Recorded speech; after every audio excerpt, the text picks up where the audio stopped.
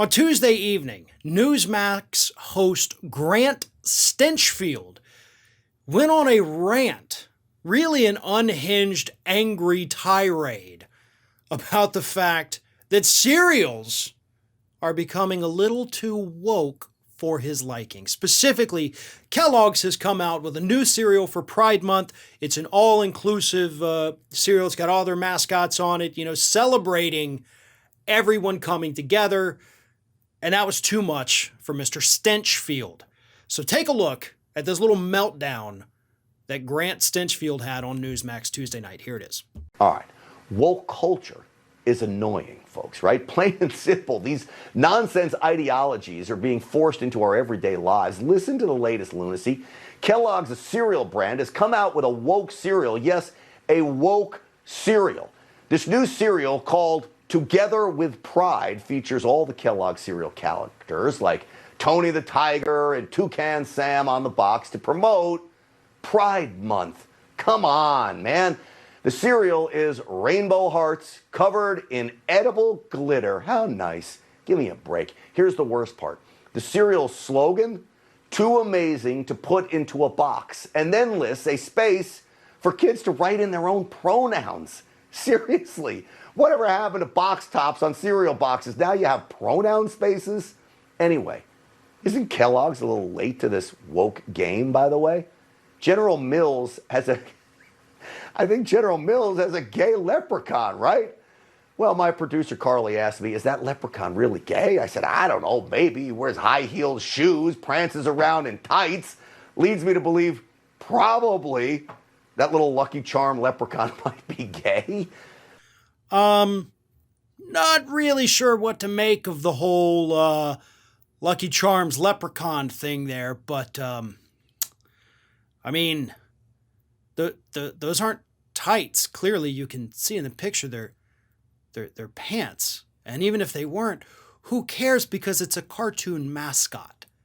Like he's not real, Mr. Stinchfield. Stench being the operative word there. So yeah, I'm sorry that you're getting so triggered by a little cartoon leprechaun on a cereal box. I'm also sorry that you're getting so triggered by all of the Kellogg's mascots being on the same box. Like, how dare Toucan Sam and Tony the Tiger hang out? Who cares? Like, really, who cares? Well, Grant Stinchfield does, because he has nothing better to talk about. Imagine how lucky a human being could be if their biggest issue is what is on the front of a damn cereal box. I would love to be in that position to where the biggest worry in my life was what I saw in the cereal aisle. Because that must mean that everything else in your life is pretty damn good to spend this much time ranting and raving on national television about cereal being a little too woke for you. And of course they do this because it drums up the idiotic Republican base. They don't know any better. This is just, another culture war type thing with them, attacking so-called woke culture. And that's why he does it. Because it gets the base riled up. It's a nothing issue. It's something people are going to forget as soon as this month is over. And nobody's going to care about it anymore. And then he's going to move on to the next outrage. Attack the next allegedly woke thing because he can't talk about real issues because he doesn't have the mental capacity to do it.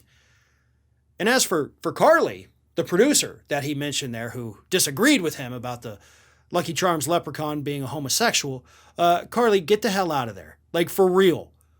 You're going to do untold damage to your career continuing to work for Mr. Stinchfield because the stench of Stinchfield is going to stick on you forever. So rather than trying to argue logic with this clearly deranged individual, Carly, get your resume together, start trying to work for a real news outlet, because you clearly have a head on your shoulders, whereas Mr. Stinchfield does not.